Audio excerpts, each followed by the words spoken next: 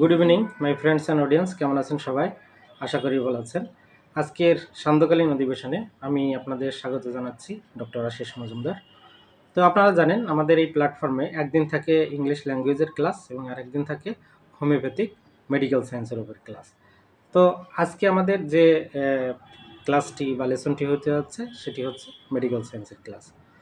আপনারা জানেন যারা আমাদের মতো ডাক্তার আছেন, হোমিওপ্যাথি সায়েন্সকে ভালোবাসেন বা অ্যাডভান্স লেভেলে চিন্তা করেন, তাদের জন্য মূলত এই প্ল্যাটফর্মে আমরা নলেজগুলো তাদের মধ্যে শেয়ার করে থাকি। তো আজকে সেরকম ছোট্ট একটি লেসন আপনাদের মধ্যে একটু শেয়ার করব, ভালো করে শুনুন। আজকে রেপার্টরির গুরুত্বপূর্ণ একটা রুব্রিক, যেটি আমরা আমাদের ক্লিনিকে পেশেন্টদের মধ্যে হর হামেশা বা প্রায় পেয়ে থাকি, কিন্তু আমরা দক্ষতার অভাবে সেটি আমরা ধরতে পারি না। তো সেই জিনিসটা কি আগে আমরা একটু শুনি। অনেক সময় দেখবেন আমাদের ক্লিনিকে যদি কোনো পেশেন্ট আসেন তখন বলেন যে ডাক্তারবাবু অনেক দিন ধরে ঘুম হয় না, তো আপনি যদি শুধু একটু ঘুমের ব্যবস্থা করতে পারতেন আমার মনটা তাহলে একটু শান্তি পেত। কি বলছে? আপনি যদি শুধু একটু ঘুমানোর ব্যবস্থা করেন, ঘুমের ব্যবস্থা করেন, তাহলে আমার মনটা অনেক শান্তি পেত, অনেক খুশি হতাম আমি। Number one. আবার দেখবেন কিছু কিছু পেশেন্ট আপনার চেম্বারে যখন ঢুকবে দেখবেন চোখ মুখ টান টান করে, মানে ঢুলু ঢুলু অবস্থায় ঢুকছে, ঢুকে টেবিলে এসে মনে হয় পারলে ঘুমিয়ে পড়ে। তো আমি ডক্টর হিসেবে আপনি জিজ্ঞেস করবেন কী ব্যাপার, আপনি কি খুব ক্লান্ত? তখন তিনি হয়তো বলবেন যে দেখুন ডাক্তারবাবু, রাতে ঘুমাতে গেলে ঘুম আসে না, দিনের বেলায় যখন অফিস আদালতে বা কাজকর্ম করতে যাই তখনই ঘুম পায়, কাজের খুব সমস্যা হয়। তো রাতে যদি রাতের ঘুম না হয় ঠিক মতো, তাহলে দিনে কি কাজকর্ম ঠিক মতো করা যায় বলুন? তো আমরা জিজ্ঞেস করি তাহলে আপনি কি চাচ্ছেন বা কি চান? তখনই বলবে যে ডাক্তারবাবু মনে হয় মানে যদি একটু ঘুমাতে পারতাম ঠিক মতো রাত্রে, তাহলে আমার কোনো সমস্যা থাকতো না। আর আপনার এখানে এখন আসছি মনে হয় এখনই একটা এখানে ঘুম দিই, শরীর এরকম অবস্থা। তো আপনি যদি একটু ঘুমের ব্যবস্থা শুধু করে দিতে পারতেন, আর আপনার কাছে কোনো চাওয়া পাওয়া নেই, শুধু একটু ঘুমের ব্যবস্থা করুন ডাক্তারবাবু, তাহলে আমি অনেক খুশি হব, আপনাকে অনেক দোয়া করব, ব্যাস, this is the case.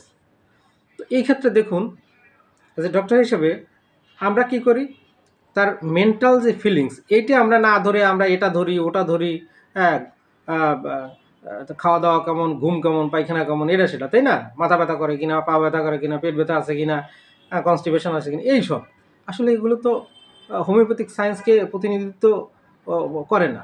Hahnemann একটা কথা বলে গেছেন, who is sick man is sick, who is man mind is man.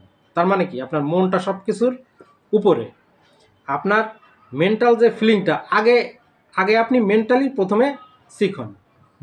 Pathology প্রথমে মেন্টালি প্যাথোলজি ডেভেলপ করে, তারপর ফিজিক্যাল প্যাথোলজি আসে। তাহলে আপনার আগে রোগের মূল কারণটা আপনাকে নক করতে হবে, কোন কারণে আপনার আজকে এই সমস্যাগুলো হচ্ছে। ধরুন একটা রোগী ভয় পেল, আগে এফেক্ট কে হয়? তার মন। এই ভয়ের পরে কি হয়? জ্বর জারি এটা সেটা বা অনেক কিছু, হার্ট অ্যাটাক যেটাই বলেন।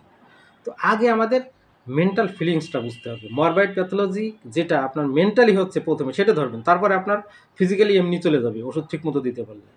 তো ভাই দেওয়া অনেক কথা বলে ফেললাম। তো এখানে আমরা যেটা বলেছি যে রোগীর এখানে মূল চাওয়াটা কি, তার মনে আসলে কি চাচ্ছে, কি জন্য এসেছে।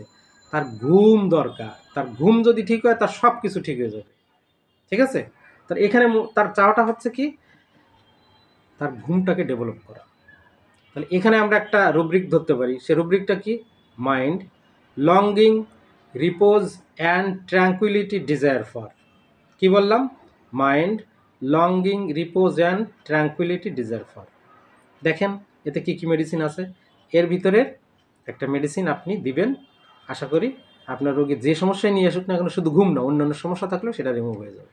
তো এই ছিল আজকে আমাদের কেস, একটু বড় হয়ে গেল ভিডিওটা, এজন্য দুঃখ প্রকাশ করছি। আশা করি ভালো লাগবে। এবং ক্লিনিকে যখন এরকম কোনো রোগী পেয়ে যাবেন, যখন সুস্থ করে দিবেন, তখন আপনার আনন্দ আরও দ্বিগুণ বেড়ে যাবে। তো সবাই ভালো থাকবেন, আজকে এই পর্যন্ত থাকবে, আগামী ক্লাসের নিমন্ত্রণ জানিয়ে এখানে শেষ করছি। শুভ সন্ধ্যা।